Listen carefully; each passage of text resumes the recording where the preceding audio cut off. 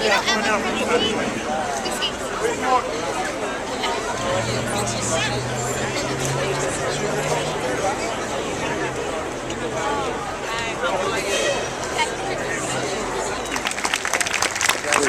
Leader Maria Luna has joined us as well. District Leader Paula Diamond Roman from the Upper West Side. But certainly we have District Leader Cordell Clear who has joined us. And our state senator, my father actually swore him in when he was a council member in 1997. I remember Daddy had a temperature of 102 that day, but he wanted to swear in State Senator Bill Perkins.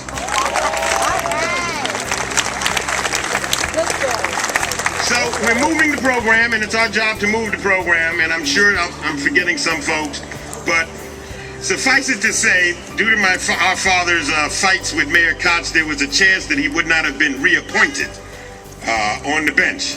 So the man that saved my father's job when he was the county leader, I guess it was 1980, 81, but the man that kept us working and kept money flowing and food on the table, my colleague in the New York State Assembly, who has become more of a teacher and a dear, dear friend, State Assemblyman Herman Denny Farrell. With his daughter, Sophia.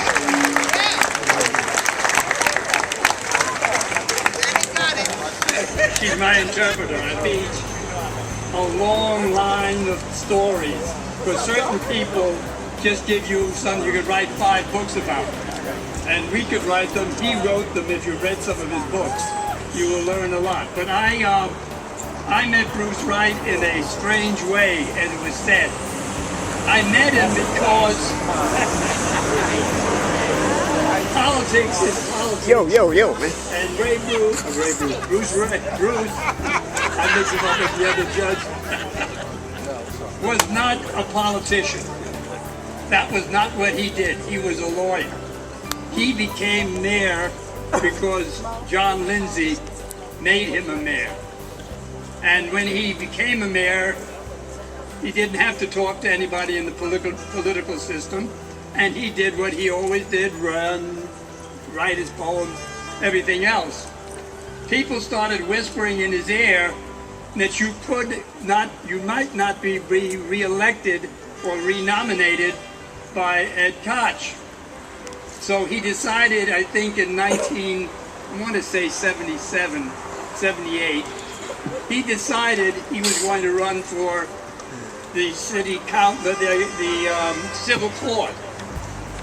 At the time, we had already picked a friend of ours, and I forgot his name, to be the judge.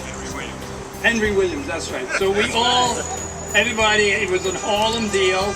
I lived up on the hill with Dave, but we all agreed we would support him. So of course we supported him, and Bruce ran, and he lost.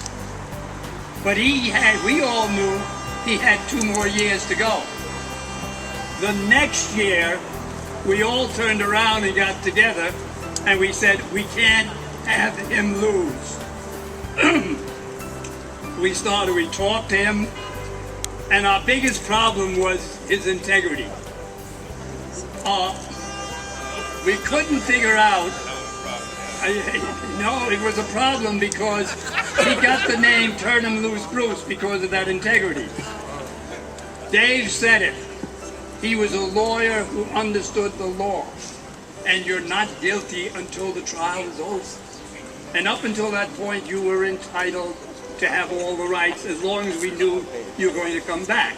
So when a cop got shot, to this day, I've never found out the story, the full story. A very funny story happened. The police officers were involved. There were investigations afterward. But the young man who shot him came in, and he knew he would be able to show up. So he basically said, you can go on bail. Because the story was really strange. A cop laying in the street with bum clothes on, doing undercover, and he was supposedly shot by this kid.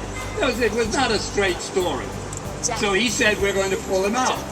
So of course the papers just had a ball. Turn him loose, Bruce. So now he's running and he's still in the criminal court.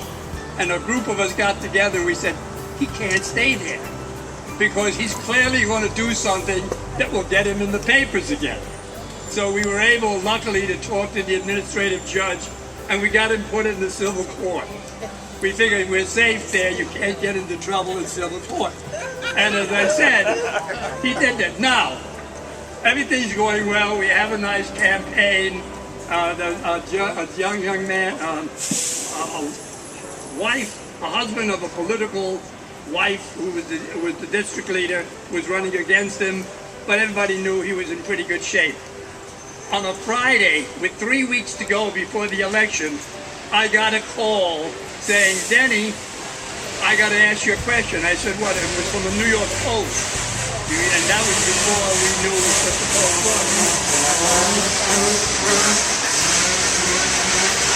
Mr. PA, this is one of our problems.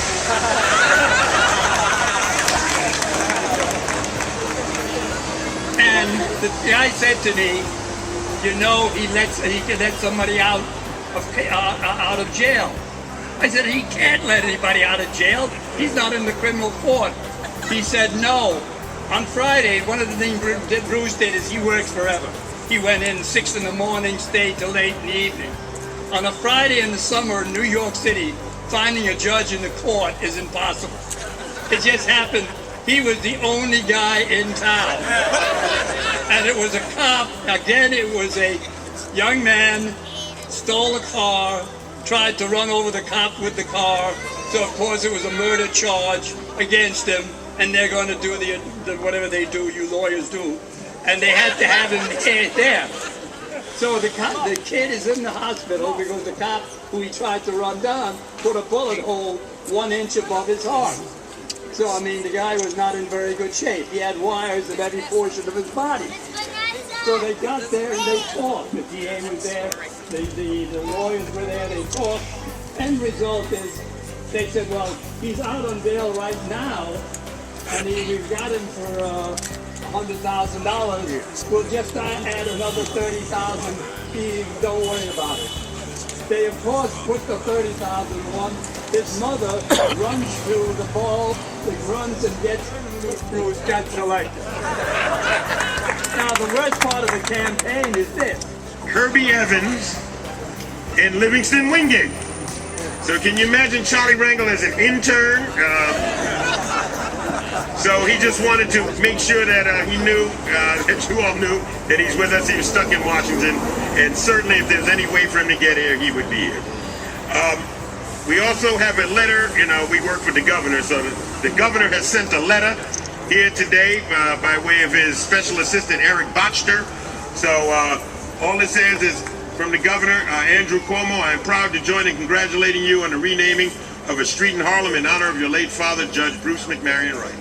I applaud the great legacy of public service your father began and the standards of excellence and leadership you and your family continue to uphold, attributes that will inspire generations of Harlem residents to come. Congratulations again. Warmest regards, Governor Andrew Cuomo.